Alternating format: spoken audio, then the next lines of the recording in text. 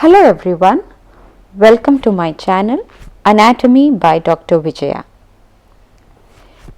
In this video, I'll be covering up the nerves of the upper limb, mainly focusing on the brachial plexus. I'll be uploading series of videos under the heading Nerves of Upper Limb and Nerve Injuries.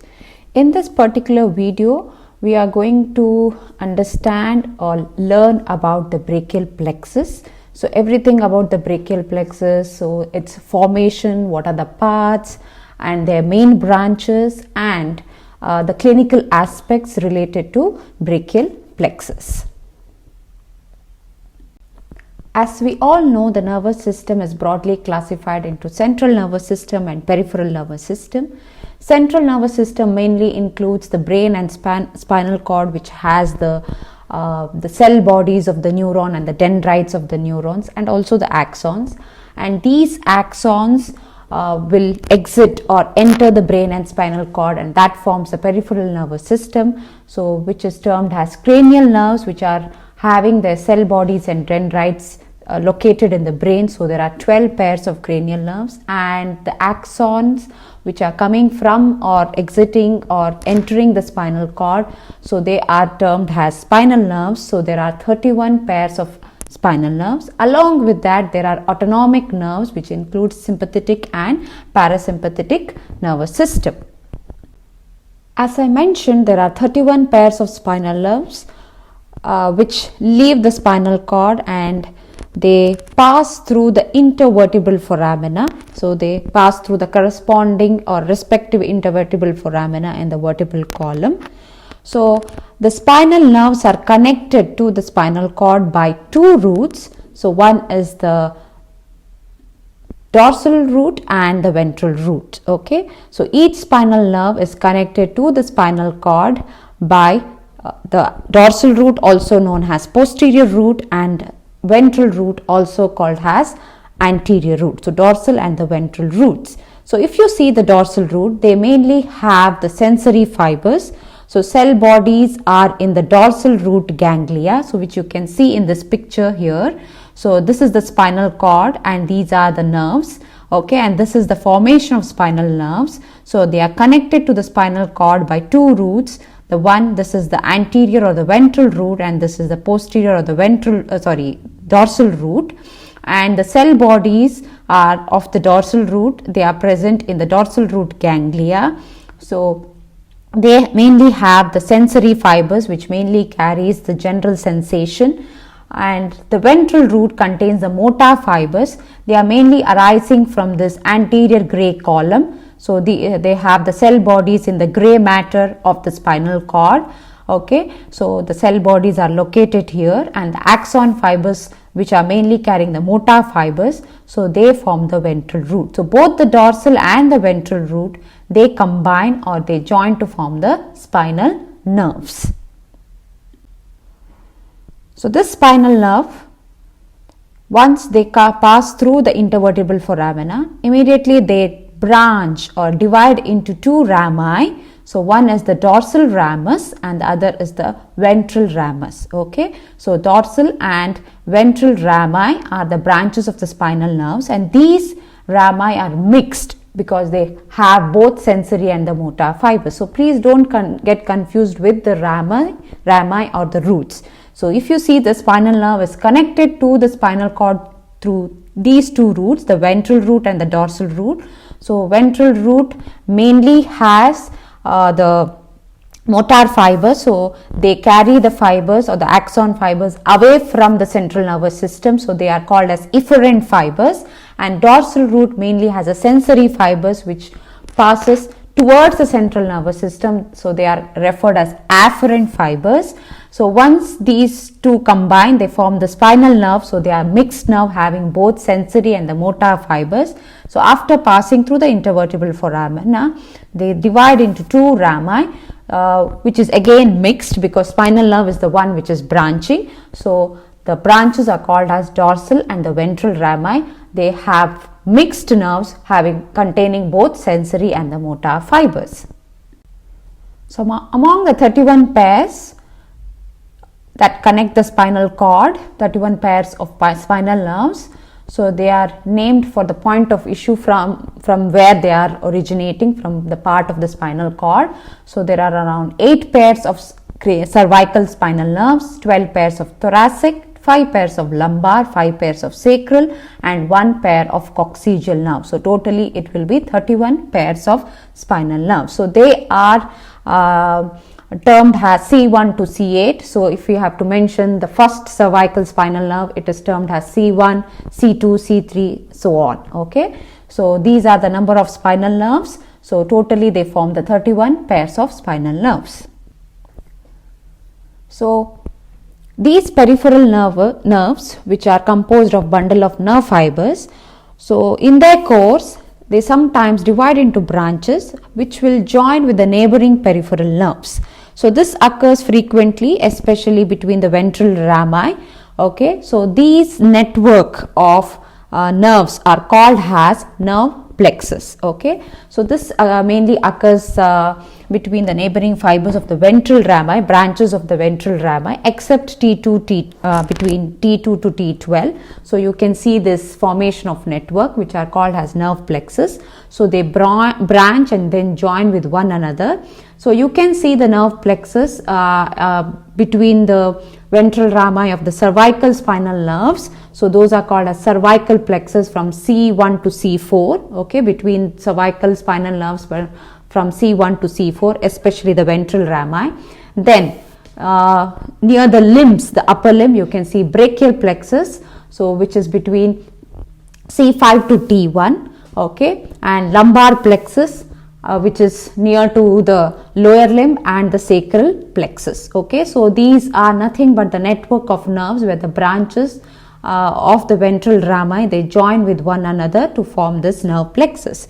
So these plexus, again, they have different parts. So they form a network, then they branch, and primarily they innervate the muscles of the limbs, and also have they carry sensory fibers. Okay, because these are the rami are the mixed nerves, so they have both motor and sensory. So they primarily serve the limbs. Okay, and these fibers from ventral rami, they crisscross and they form the network. So as I mentioned, in this video we will be learning or understanding in detail about the brachial plexus. So the anatomy of brachial plexus. So brachial plexus is formed by the union of the ventral rami from the lower 4 cervical nerves, that is C5, C6, C7, C8, and the ventral ramus of the first thoracic spinal nerve. So they all form a network. So these nerves will form a network to form the brachial plexus. So the parts of the brachial plexus and its branches mainly enter the upper limb to serve the structures of the upper limb. So their function is sensory innervation to the skin and the deep structure, which also includes the joints. Then it also innervates the muscles of the upper limb, so motor innervation to the muscles. So these are the main functions of the brachial plexus.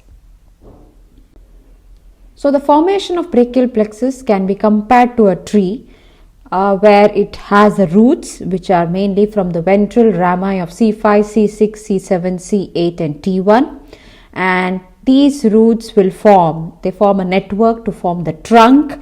So there are 3 trunks, which includes superior or upper, middle and inferior or lower trunks, and these trunks again divide to form the divisions, and these divisions will form a network to form cords, which are termed as lateral, medial and the posterior cords, and then the branches arise from these cords, which will mainly supply the structures of the upper limb. So these are the branches. If you can see, these are mainly the terminal branches of the brachial plexus which are arising from the cords. So usually when we talk about the formation, so you can compare it to a tree which has the roots, which will form a trunk, then division, then cords, and from the cords the terminal branches arises. So brachial plexus formation. So these are the roots, the ventral rami from C5 to T1. So that will form the roots of the brachial plexus. So roots will combine to form the trunk. So C5, C6 roots will combine to form the upper trunk or the superior trunk. C7 will continue as the middle trunk. C8 and T1 will combine to form the lower trunk or the inferior trunk. So these are the three trunks of the brachial plexus: upper, middle and lower. Then each trunk will split into divisions. So upper trunk, each trunk, that if you see, upper trunk divides into anterior and posterior, middle anterior and posterior, lower also anterior and posterior division. So each trunk will split into two divisions, which is referred as anterior and posterior divisions.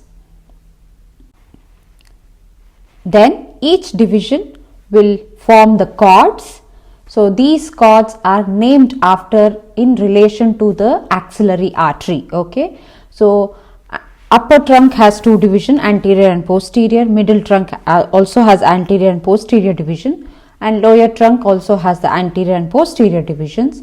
So anterior divisions of upper and middle trunk will join to form the lateral cord. So why it is named as lateral cord? Because this cord is related, or it is located lateral to the axillary artery. So all these cords are named after in relation to the axillary artery. So since this cord is formed lateral to the axillary artery, that's why this is termed as lateral cord. So lateral cord is formed by anterior division of upper trunk and anterior division of middle trunk. The anterior division of lower trunk will continue as the medial cord that lies medial to the axillary artery. Okay, and the posterior divisions of all the trunk, upper, middle and lower trunk, they join to form the posterior cord. Okay, so C5, C6 root will join to form upper trunk, C7 continue as middle trunk, C8, T1 join to form lower trunk. Then each trunk will give two divisions, which is anterior and posterior divisions. Anterior divisions of upper and middle trunk will join to form the lateral cord. Anterior division of lower trunk will form the medial cord, and posterior divisions of all the three trunks will join to form the posterior cord that lies posterior to the axillary artery. So now there will be formation of lateral, medial and posterior cords. So when you see the course of the brachial plexus, so you can see the roots that begins at near the neck. Okay, the neck area, especially at the posterior triangle of the neck between the two muscles, that is scalenus anterior and medius. So if you reflect these two muscles in the posterior triangle, you can see the 5 roots of the brachial plexus. Then at the root of the neck, you can see the roots unite to form the trunks that lie behind the clavicle as they enter the cervico-axillary canal. Okay, between the cervical and the axillary region. So that's the root of the neck where you can see the trunks, that is the upper, middle and the lower trunks. Then in the cervico-axillary canal, each trunk will divide into divisions. Immediately they divide into anterior and posterior divisions. Okay, and in the pectoral region, near the pectoral region, so these divisions will form the cords as they enter the axilla, and they lie in relation to the axillary artery. So lateral cord lies lateral to the axillary artery, medial cord medial to the axillary artery, and posterior cord posterior to the axillary artery, and then they give the branches, that is terminal branches. Okay, so this is the course of the brachial plexus. Apart from the terminal branches which are arising from the cords, there are few branches which arise either from the roots or the trunks of the brachial plexus. So at the roots of the brachial plexus, once they arise, so you know that's all these are ventral rami which are coming from the spinal nerves. Okay, so these spinal nerves, they emerge through the respective intervertebral foramina, and then they immediately divide into two rami, that is ventral and dorsal rami, and this ventral rami from C5 to T1 will form a network that's called as a brachial plexus. Okay, so these when you see near the root, that is especially from C5 root, a branch arises that's called as the dorsal scapular nerve, which goes dorsally, posteriorly, and it is in relation to the scapular region. Okay, so that's why it is termed as dorsal scapular nerve, which is branching from the C5 root. Okay, and there is one more which is arising from the roots of the brachial plexus, that is from C5 to C7. So that's called as a long thoracic nerve. Okay, these are the two branches which are arising from the roots of the brachial plexus. One is dorsal scapular nerve, mainly supplies the rhomboids major and minor at the backside in relation to the scapula. Then long thoracic nerve, because especially you can see this nerve supplying which is present on the lateral aspect of the thoracic region. Okay, so they are, when you see this nerve, it is long on the thoracic region, supplying the serratus anterior muscle, and they mainly arise from the roots, that is from C5, C6 and C7. So that's why it is termed as long thoracic nerve. Once the roots join to form the three trunks, so from the trunk, that is mainly from the upper or the superior trunk, two terminal branches arise. Okay, so they are suprascapular nerve and nerve to subclavius. Okay, suprascapular is, again, since these two branches are from the upper trunk, so the nerve fibers mainly they contain C5 and C6. So suprascapular and nerve to subclavius. So suprascapular nerve mainly supplies the supraspinatus and infraspinatus of those are the scapular muscles. Okay, and nerve to subclavius mainly supplies the subclavius muscle, which is lying, a tiny muscle lying underneath the clavicle. Okay, so posterior to the clavicle, each trunk divides into divisions, anterior and posterior divisions. So these divisions will form the cords. So three cords are formed by joining of the posterior division or anterior divisions, and they are named with reference to their location around the axillary artery. So especially the second part of the axillary artery. For the descriptive purpose, axillary artery is divided into three parts: first part, second part and third part. First part is proximal to the pectoralis minor. Okay, and second part lies behind or posterior to the pectoralis minor, and third part is distal to the pectoralis minor. So these cords are formed in reference to the second part of axillary artery. The three cords are medial cord, lateral cord and the posterior cords. So the terminal branches, the main branches which are arising from each cord are from the posterior cord. So posterior cord is formed by the posterior divisions of all the three trunks. Okay, so the branches from the posterior cord is upper and lower subscapular nerves, thoracodorsal nerve, axillary nerve and radial nerve. So these are branches from the posterior cord. So mainly they have these fibers. C5, C6 means upper and lower subscapular. Main contribution they get from the C5, C6. Thoracodorsal will have fibers from C6, C7, C8. Axillary from C5, C6, and radial nerve, it's a thickest and the biggest nerve which receives the fibers all from the C5 to T1. From the lateral cord, there is lateral pectoral nerve and musculocutaneous nerve. From the medial cord, you have medial pectoral nerve, medial cutaneous nerves of arm and forearm, and ulnar nerve. So these are the terminal branches. Apart from these, the lateral cord and the medial cord gives two branches. So the medial and the lateral cords gives two branches of the roots to form the median nerve. So median nerve receives contribution both from the branches from lateral and the medial cord. So some textbook they mention it has a branch from lateral cord, a branch from the medial cord. They join to form the median nerve. It is not, don't get confused with the roots of the brachial nerves. Okay, the brachial plexus. Okay, so these are the roots which is forming the median nerve. So these roots are contributed by, that is the root to form the median nerve is contributed, one from the lateral cord, the other one from the medial cord. So if you see, since they are formed from two cords, they receive all the fibers C5, C6, C7, C8 and T1. So these are the main terminal branches from the brachial plexus. So in the schematic diagram of brachial plexus, so you can see the roots here. Okay, And from the C5 root, you can see a branch here, dorsal scapular nerve, okay, and from the root C5, C6, C7, there's one more branch, that's the long thoracic nerve.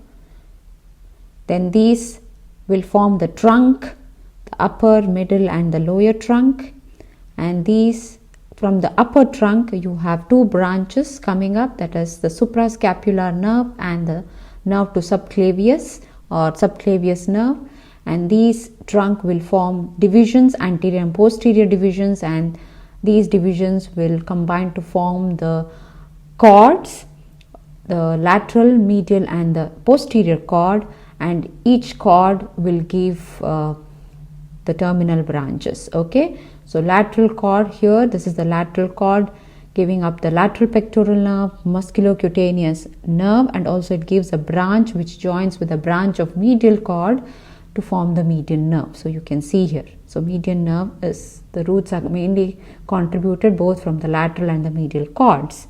This is the medial cord, sorry, this is the posterior cord having upper and the lower subscapular nerve, thoracodorsal nerve, axillary nerve and the radial nerve, and this is the medial cord which is giving medial pectoral nerve, medial cutaneous nerve of forearm and arm. Okay, so brachial means arm, antebrachial means forearm. So these are the sensory nerves supplying the skin and the superficial fascia of the medial side of the arm and the forearm. So this is a schematic representation of the anatomy of brachial plexus with their branches. So this table will summarize the functions of each branch.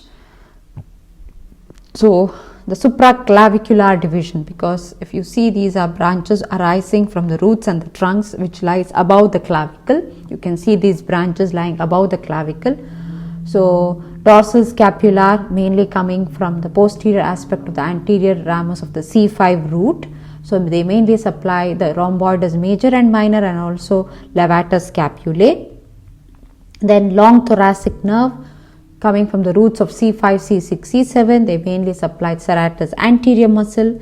Suprascapular nerve from the superior trunk, they supply supraspinatus, infraspinatus, and also it has articular branches supplying the shoulder joint, which is also known as glenohumeral joint. Subclavian nerve or the nerve to subclavius mainly supplies subclavius muscle and also has articular branches supplying sternoclavicular joint. These are the branches lying below the clavicle as seen. These are infraclavicular division, so which includes lateral pectoral, medial cutaneous nerve of forearm and arm, and there are other branches as well. So lateral and medial pectoral nerve mainly supplies pectoralis major and minor muscle. Then medial cutaneous nerve of arm, skin on the medial side of the arm, and medial cutaneous nerve of forearm, skin of the medial side of the forearm up to the wrist area. So other branches, upper subscapular nerve mainly supplies the subscapularis muscle, thoracodorsal supplies latissimus dorsi, lower subscapular, inferior part of the subscapularis along with teres major. So these are scapular muscles. Axillary nerve branching from the posterior cord, it supplies deltoid muscle, teres minor, and also it has cutaneous nerve supply, that is to the skin and the superficial fascia overlying the deltoid, that is the upper part of the lateral aspect of the arm. Then it has articular branches supplying the shoulder joint, also known as glenohumeral joint. Musculocutaneous, the name only tells that it has muscular branches and also the cutaneous branches. So it is a mixed, all these are mixed nerve, but some have purely motor fibers, some might have purely sensory fibers, but some of the branches are mixed nerve. So these are mixed nerves. Okay, so it mainly musculocutaneous, the muscular fibers mainly supplies the muscles of the anterior compartment of the arm, which includes coracobrachialis, brachialis and biceps brachii. So after giving muscular branches, it continues as lateral cutaneous nerve of forearm because it gives cutaneous innervation to the skin on the lateral aspect of the forearm. So that's why there it is called as lateral cutaneous nerve of forearm. So medial side is mainly supplied by medial cutaneous nerve of forearm, okay, which is coming from the medial cord. Lateral side is by the lateral cutaneous nerve of forearm, which is nothing but the continuation of musculocutaneous nerve. Median nerve, they have contribution from both the branches or both the roots from the lateral and the medial cord. So they mainly supply, they have the wide innervation in the forearm and the hand, the areas. So it mainly supplies muscles of the anterior compartment of the forearm, except two muscles, that is flexor carpi ulnaris and medial to flexor digitorum profundus. So you see many muscles in the forearm, the anterior compartment of the forearm. All those muscles are supplied by median nerve except two in the forearm, that is flexor carpi ulnaris and medial to flexor digitorum profundus. So it also supplies 5 intrinsic muscle on the thenar half of the palm area. So there are thenar group of muscles, that is mainly the flexor pollicis brevis, then abductor pollicis brevis, opponens pollicis, then you have lateral to lumbricals. So all these are supplied by median nerve.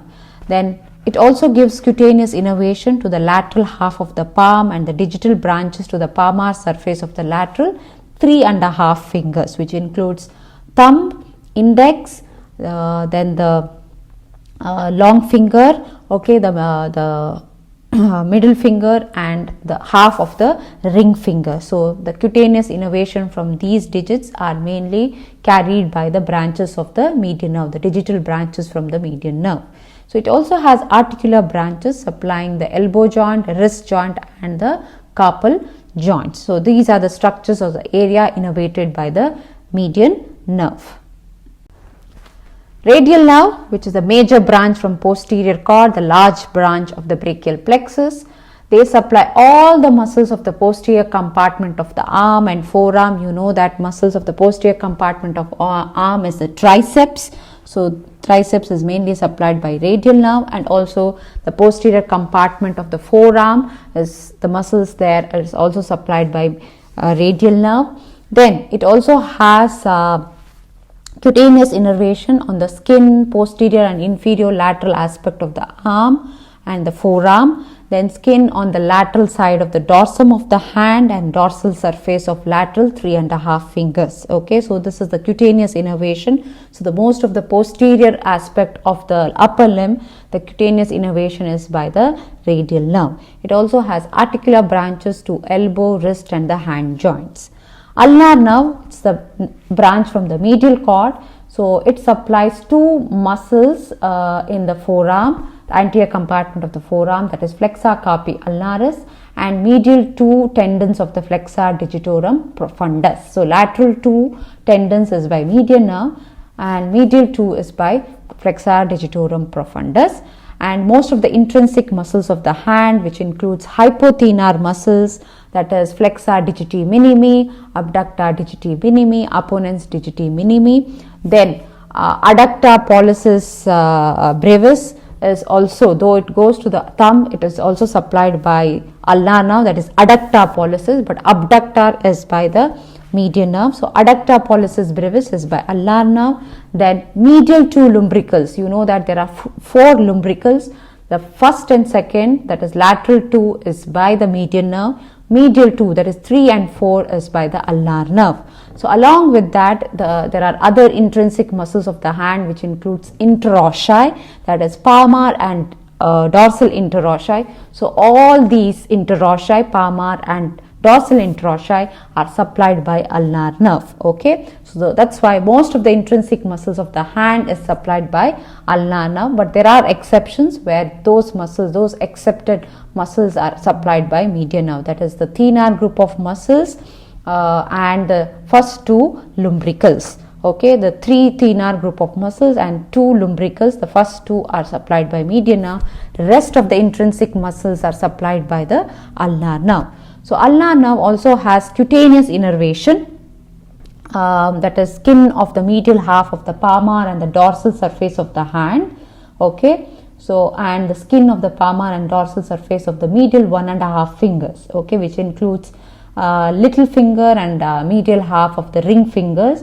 So the digital branches come from the ulnar nerve, and at palmar aspect both dorsal surface and the palmar surface, medial half skin is the innervation is by the ulnar nerve. Okay, so these are the structures or the areas innervated by the branches of the brachial plexus. So if you see, the brachial plexus supplies all the muscles, and it also has cutaneous innervation for the entire upper limb, but there are some exceptions like trapezius muscle, which is mainly innervated by one of the cranial nerve, that is the cranial nerve 11 spinal accessory. Then levator scapulae along with dorsal scapula, it is the main innervation is by the branches of C3, C4 cervical nerves. Then skin overlying the axillary region, so they are supplied by lateral branch of second intercostal nerve, that is T2. Okay, and skin overlying the dorsal scapula, they receive cutaneous branches from the dorsal rami. So these are some of the exceptions where these areas or structures are not, they don't have the contribution from the branches of the brachial plexus. Now moving on to the dermatome and segmental innervation of the muscles of the upper limb. So what do you mean by dermatome? It's the area of the skin supplied by a single spinal cord segment or a single spinal nerve. Okay, so that's called a dermatome. So if you see the cutaneous innervation to the skin and the superficial fascia, so adjacent dermatomes, they overlap considerably, so to produce a region of complete anesthesia, that is complete loss of sensation, so at least there should be more than 3 contagious spinal nerves have to be involved or have to be damaged, so since they overlap. Okay, so if you see the dermatome in the limbs, so the arrangement of dermatome is more complicated in the limbs because of the embryological rotation of the limbs as they grow out from the trunk. Then if you see the muscles of the upper limb, so they are the skeletal muscles, they receive the segmental innervation, and most of these muscles are innervated by more than one spinal nerve. So that's why, therefore, by the same number of segments of the spinal cord, so they are supplied by more than one spinal nerve. So whenever there is a paralysis of a muscle completely, so it should be necessary to section the several spinal nerves or destroy many segments of the spinal cord. Okay, so this why you need to know the dermatome and segmental innervation, because clinically you will be testing which spinal cord segment is involved in any particular loss of sensation or any paralysis of the muscles. Okay, mainly it is important clinically on neurological examination. Okay, so that's why you need to know the dermatome and the segmental innervation of the muscles of the upper limb, and to know which spinal cord segment or which group of spinal nerve supplies which particular muscles or the area of the skin. So this picture shows the cutaneous innervation of the upper limb. So they are here, this is the anatomical representation from which branches the innervation comes. So if you can see, this is the lateral aspect of the arm. So this area, the supraclavicular nerves, which is from C3, C4 spinal nerves. Then you can see this is superior lateral cutaneous nerve of arm, which is branching from the axillary nerve. Then this is inferior lateral cutaneous nerve of the arm, which is branching from the radial nerve. But when you see the dermatome, clinically the dermatome is important, but anatomically we mention in this way from which branches they are coming, that is which branch from the brachial plexus. Okay, so but clinically this doesn't come into importance. Mainly you need to know the dermatome, that is mainly the which spinal cord segments supplies the each area of the skin of the upper limb. Coming to the cutaneous nerve supply of the hand, so clinically and also anatomically the cutaneous innervation to the hand is very, very important, because you need to know which nerves, that is either radial nerve, ulnar nerve or median nerve. So these are the 3 nerves of the brachial plexus supplies the cutaneous innervation to the hand, both on the palmar and the dorsal surface. So you need to know that innervation. So clinically and anatomically this is very, very important. So here you can see the dorsal surface of the hand, and this is the palmar aspect of the hand. So if you see the dorsal aspect, so cutaneous innervation is contributed by 3 nerves. One is the radial, ulnar and the median nerve. So if you can see here on the dorsal surface, so the dorsal aspect of this area is by the radial nerve, which also includes digital branches from the 3.5 lateral 3.5 fingers. But near the nail bed, which you can see here of the lateral 3.5, that cutaneous innervation is coming from the median nerve. Okay, and the medial half of the dorsal aspect of the hand is mainly from the ulnar nerve. So if you see on the dorsal aspect, the cutaneous innervation comes from all the three nerves, radial, ulnar and median. But on the palmar aspect, it is mainly from the two nerves, ulnar and median. So you can see this is the palmar surface. Lateral 3.5 digits, which includes thumb, index finger, middle finger and the lateral half of the ring finger.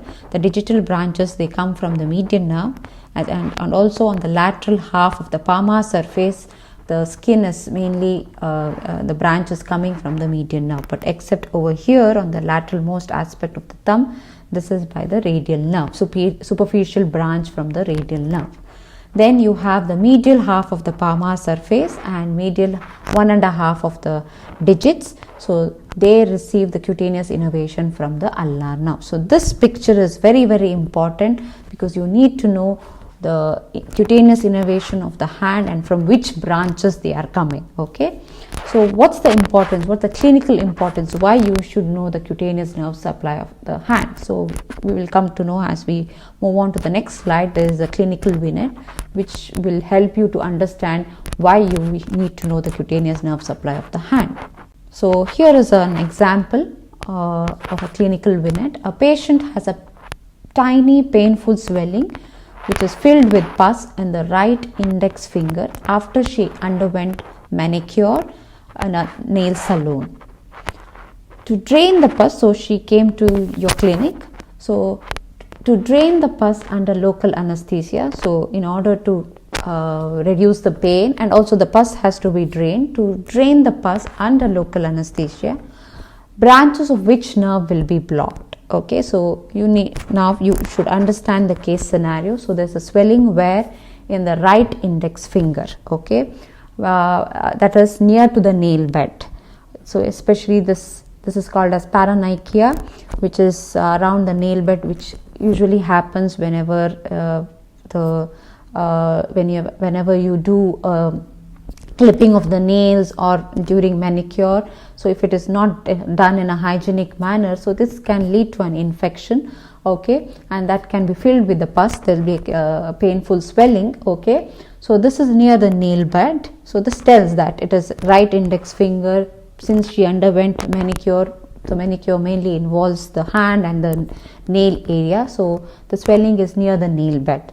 So they give a local anesthesia before they do the incision and drainage of the pus. So which particular nerve might be blocked, or which digital cutaneous branches from which nerve will be blocked in this scenario? Okay, so for this you need to understand the cutaneous nerve supply of the hand. So if you remember, so nail bed is on the dorsal surface. Okay, so on the dorsal surface, the cutaneous innervation is mainly contributed by three nerves. So lateral half, that is lateral half of the dorsal surface is by the radial nerve, branches of the radial nerve, until the the distal interphalangeal joints on the lateral side, because near the nail bed the cutaneous innervation is mainly from the median nerve. So if you remember the picture over there, over the previous slide, so the lateral 3.5 near the nail bed, the cutaneous innervation is contributed from the median nerve. So when you are giving the local anesthesia, so mainly you are blocking the cutaneous innervation coming from the median nerve, because it is the index finger. If it is the little finger or medial half of the ring finger, then the cutaneous innervation is by the ulnar nerve. So this you need to understand. Okay, so for this you need to know the cutaneous nerve supply of the hand area, both on the palmar and the dorsal aspect.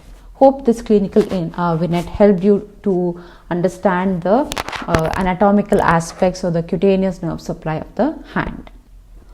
So this is a picture showing the dermatomes of the upper limb. Okay, so clinically this is followed where you need to know which spinal cord segments supply which area of the skin and the superficial fascia. So you can see here, so near the root of the neck it is C3, then C4, then when you comes to the arm till little bit below the elbow joint on the lateral aspect is by C5, then until the thumb and the index finger C6, and then this is C7, and when you come to the medial aspect C8, T1 and T2, because this area is by the second intercostal nerve that is around the axillary region. Okay, and this is on the anterior view and this is the posterior view. So this is mainly followed in the clinical examination, so where you need to know the dermatomes, and as I mentioned, the adjacent dermatomes, they overlap. Okay, so there won't be, you won't find a complete anesthesia or complete loss of sensation since there is an overlap between the dermatome or the spinal cord segment.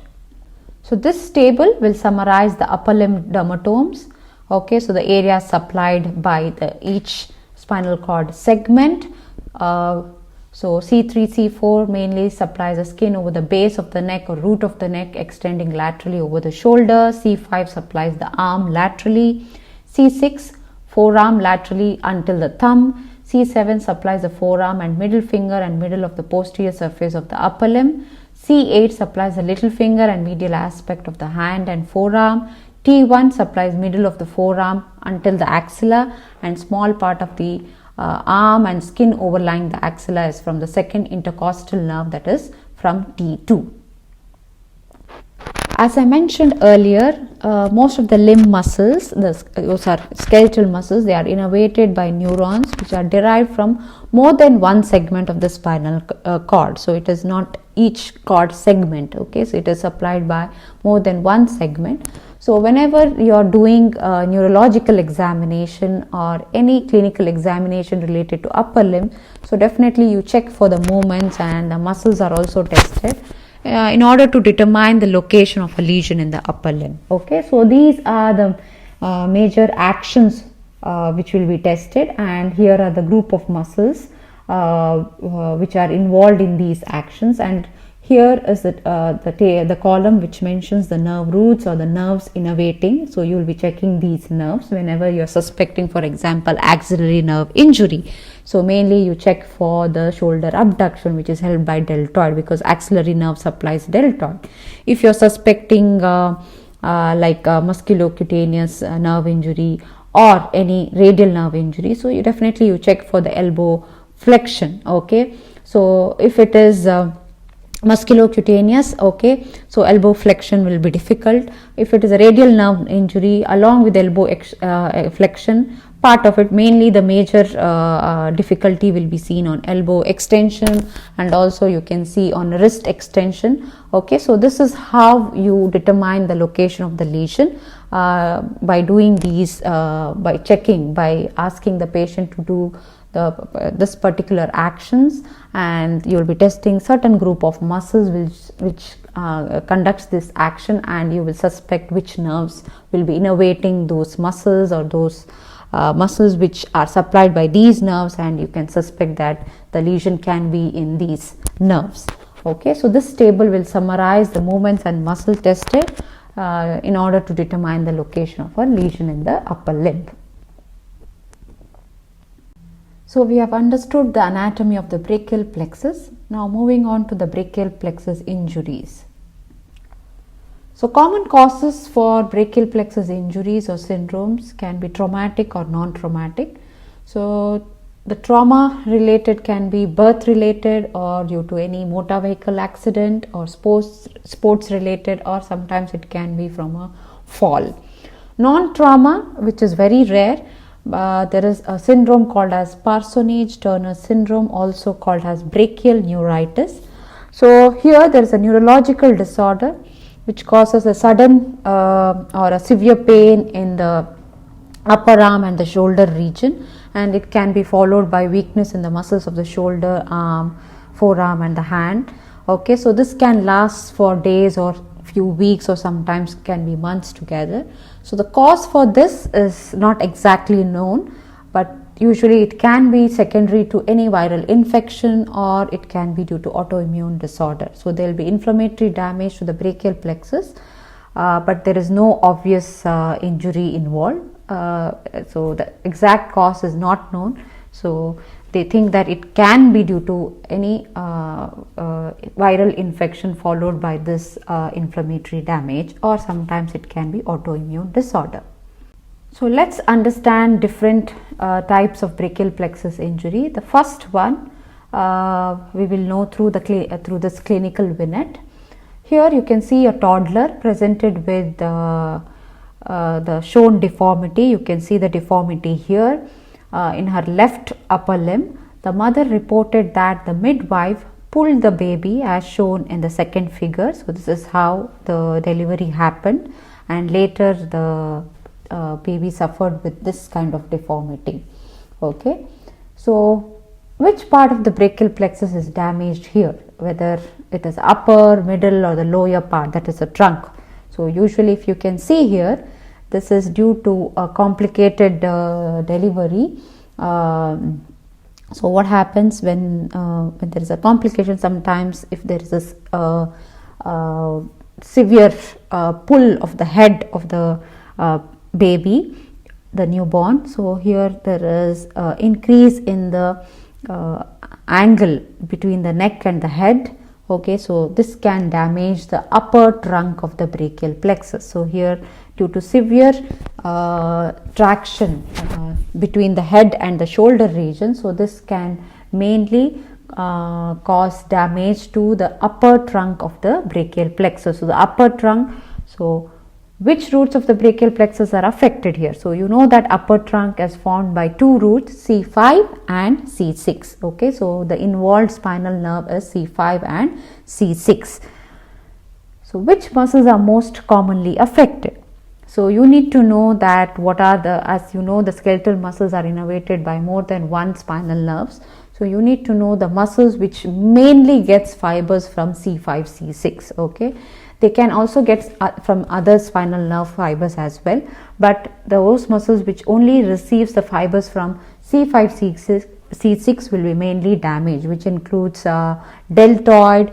Then because it's by the axillary nerve, it's from the posterior cord, mainly receives the fibers from C5, C6. Then supraspinatus, infraspinatus, biceps, and brachialis. So these are the main muscles which might be affected, because these muscles mainly receives fibers from C5 and C6. Okay, through different branches. So deltoid through axillary nerve, supraspinatus, infraspinatus by suprascapular, biceps and brachialis by musculocutaneous nerve. So these are the muscles will be affected. Now you have to correlate with the abnormality. So can you describe the abnormality? How do you see the upper limb is positioned here due to the deformity? So you can see here it is pronated. So the hand is pronated here, and if you can see, the elbow joint is extended and the shoulder joint is adducted. Okay, so this you need to correlate with the actions of the muscles which are affected here. Okay, so what are the muscles affected? Deltoid. So what's the action of the deltoid? It is mainly abduction. So you see, deltoid is a multipinnate muscles. It has anterior, middle, and posterior fibers. Anterior fibers assist in flexion, then posterior fibers assist in extension. Along with that, all the fibers, mainly the middle fibers, helps in abduction, that is 15 to 90 degree abduction. Supraspinatus helps in first 15 degree abduction. Okay, first 15 degree abduction is by supraspinatus, which is one of the rotator cuff muscle.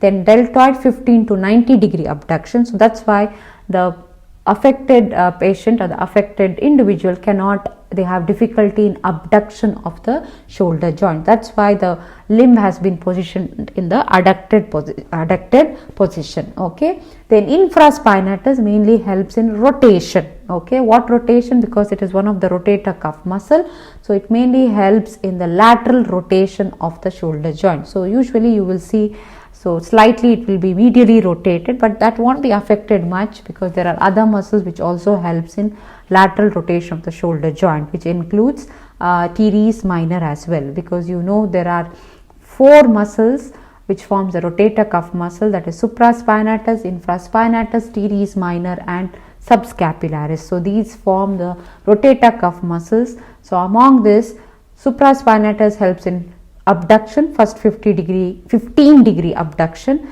The rest of the three muscles helps in rotation. So among that, infraspinatus, teres minor helps in lateral rotation and subscapularis helps in medial rotation. So since infraspinatus is affected here, so the patient's shoulder joint will be medially rotated but not laterally. Okay, so they have difficulty to rotate the shoulder joint laterally. Okay, so it is adducted, medially, slightly medially rotated, and biceps helps in supination. Its main action is supination. Along with that, it helps in flexion along with brachialis.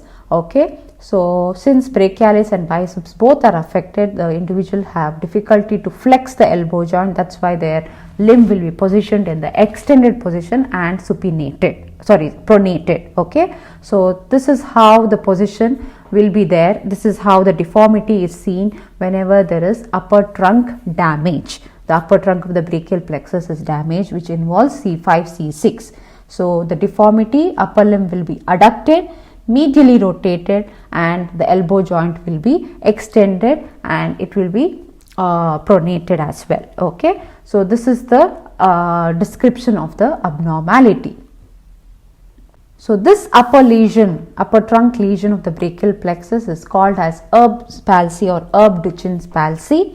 So commonly results from the injuries that increase the angle between the neck and the shoulder.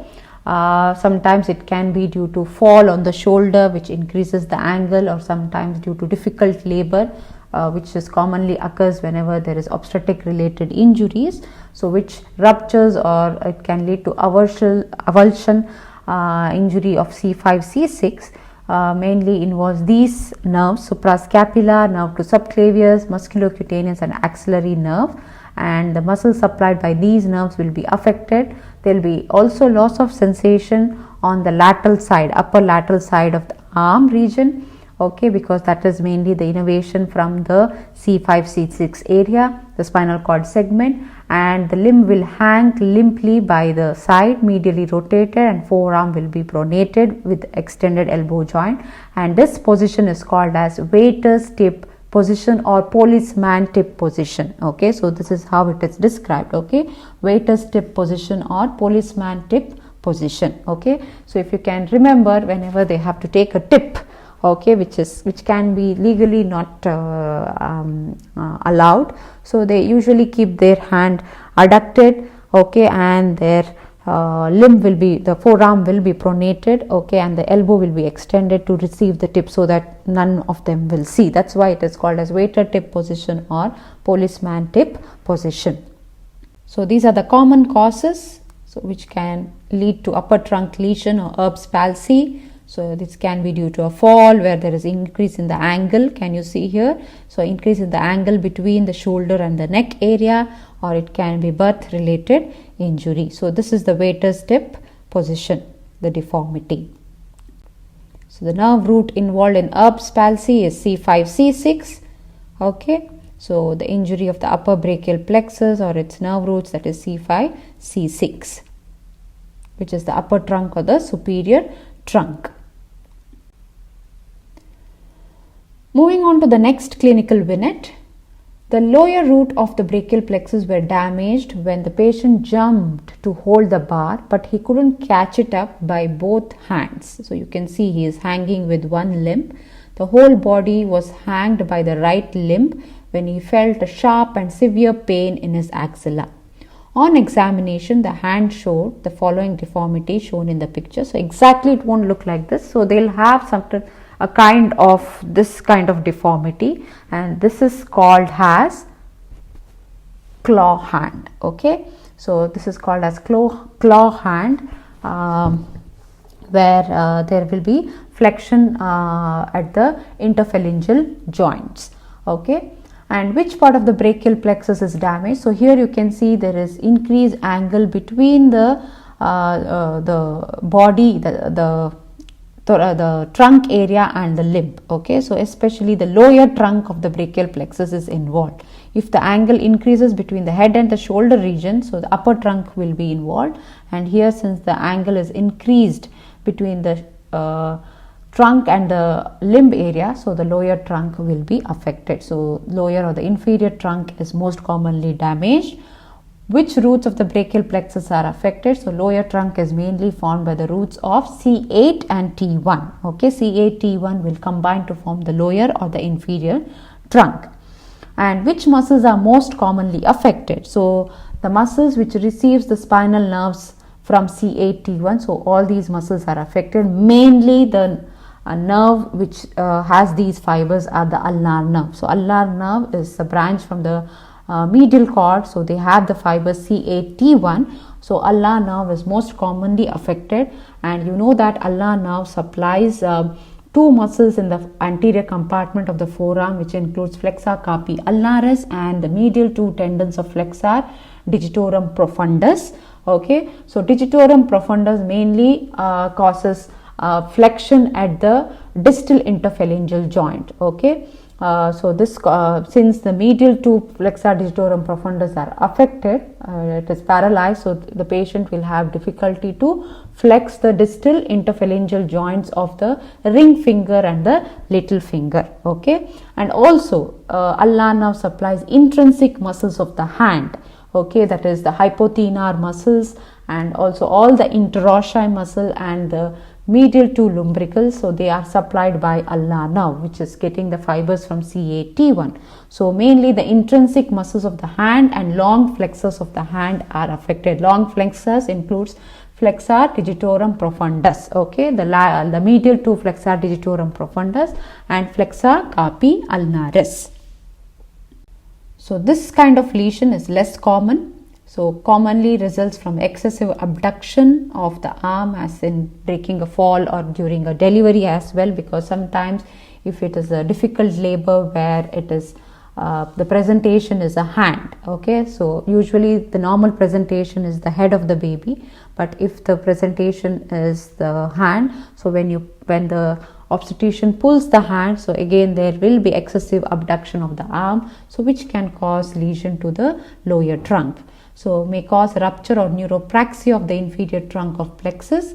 So this is typified as or termed as clump case paralysis. Okay, so it produces claw hand, which mainly affects the ulnar nerve and involves small muscles of the hand. So there will be hyperextension of the metacarpophalangeal joint and flexion of the interphalangeal joint. Okay, so what happens, since the medial two lumbricals are affected, the third and fourth lumbricals, and the function of lumbricals is to flexion at the metacarpophalangeal joint and extension at the interphalangeal joint. That's the main function of the lumbricals. Okay, so it also assists, also it helps the extensor digital expansion, the extensor digitorum. So it helps the extensor digitorum to extend the interphalangeal joint. Okay, so lumbricals are mainly inserted. The distal attachment is to the extensor hood or the extensor expansion or dorsal digital expansion. Okay, so lumbricals helps in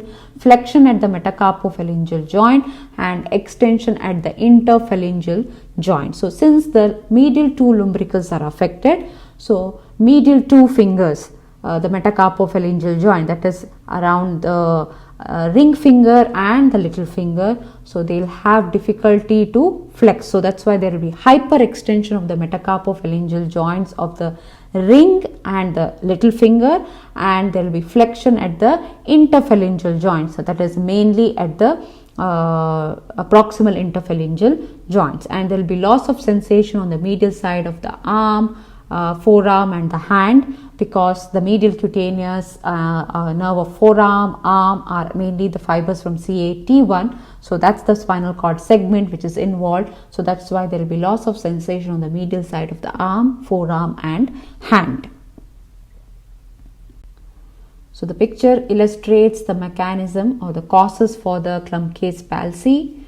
Okay, it can be due to fall or due to any birth related injury, and the C8, T1 fibers are affected and the patient might present with Klumpke's palsy, that is usually a claw hand, where there will be hyperextension of the metacarpophalangeal joint of the ring finger and the little finger, and flexion at the interphalangeal joint, mainly the proximal interphalangeal joint, because proximal interphalangeal joint, it's mainly held by flexor digitorum superficialis, which is supplied by median nerve. Okay, so flexor digitorum superficialis also have 4 tendons, and all 4 tendons are supplied by median nerve.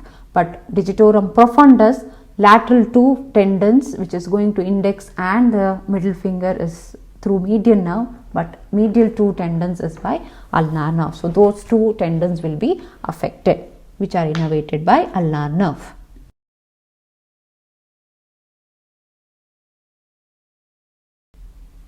So other syndromes which can involve brachial plexus includes thoracic outlet syndrome, the one which I have told earlier, that is brachial neuritis. Then there is a tumor called as Pancoast tumor plexopathy, which can involve brachial plexus and radiation plexopathy. So these are other conditions which can affect the brachial plexus along with other signs and symptoms.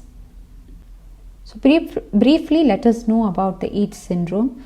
So first is the thoracic outlet syndrome.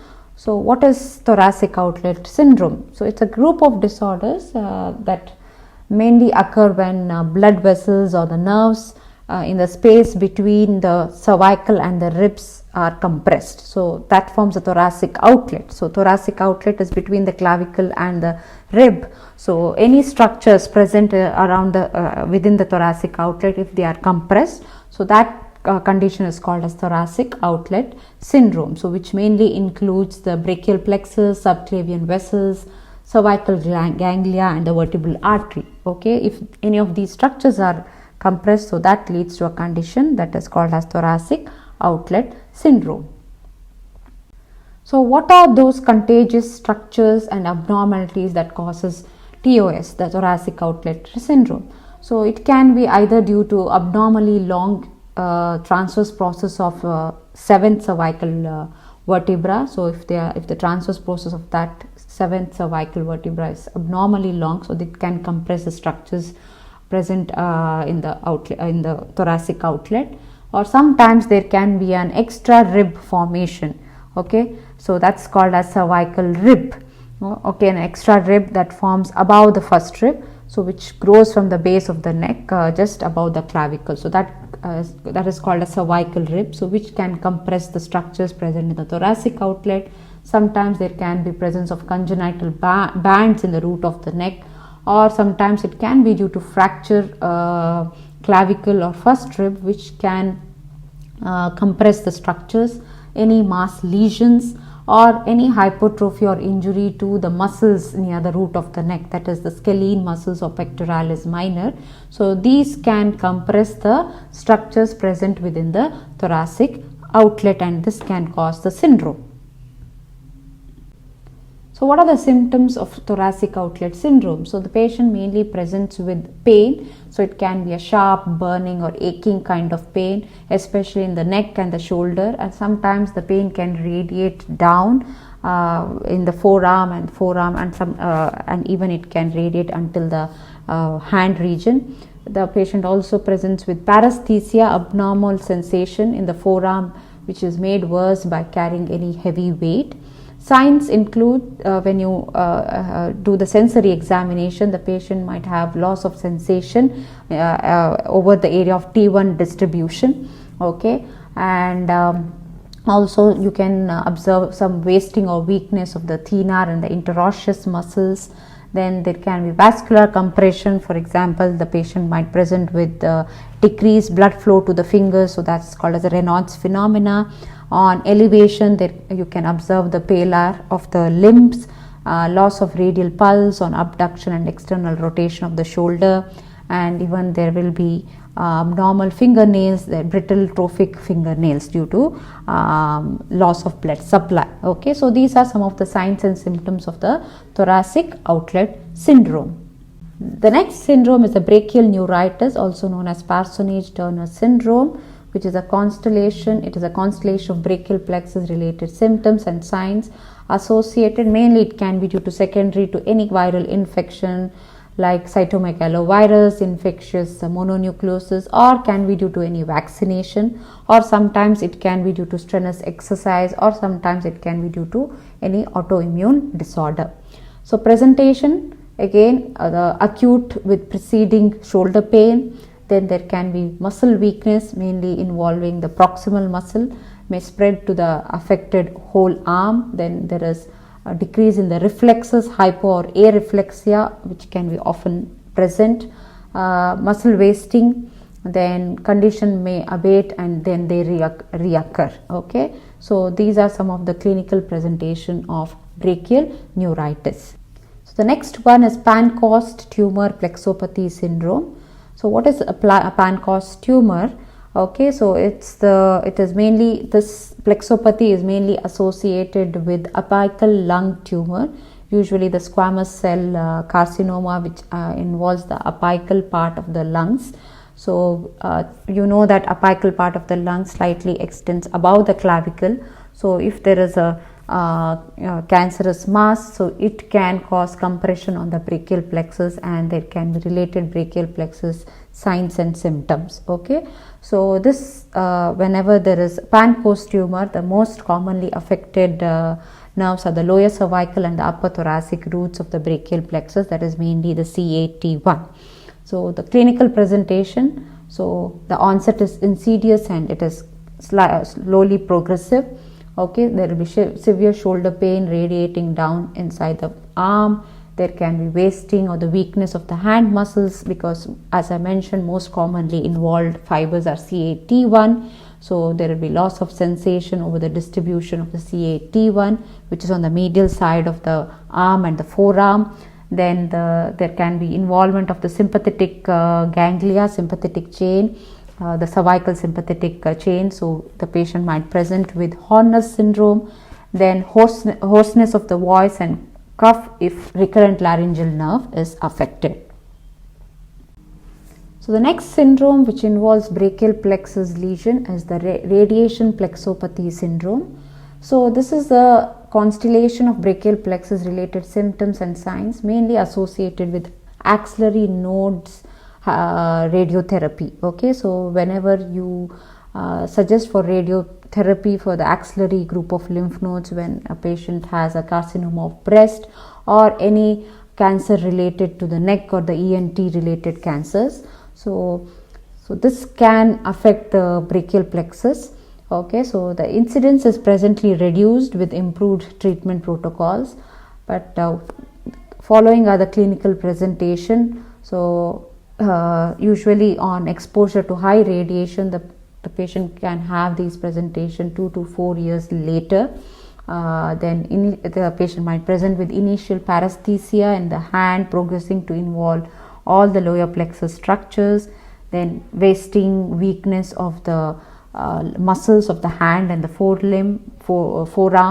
Okay, the hypo and areflexia in the upper limb, and sensory loss mainly involving the spinal cord segment C6, C7, C8 and T1. Okay, so these are the clinical presentation, but these plexopathy or these syndromes are less commonly affects the brachial plexus, but you have to know what are the other causes which can cause lesions or damage to the brachial plexus. So that completes the anatomy of brachial plexus with related clinical aspects. Thank you for watching.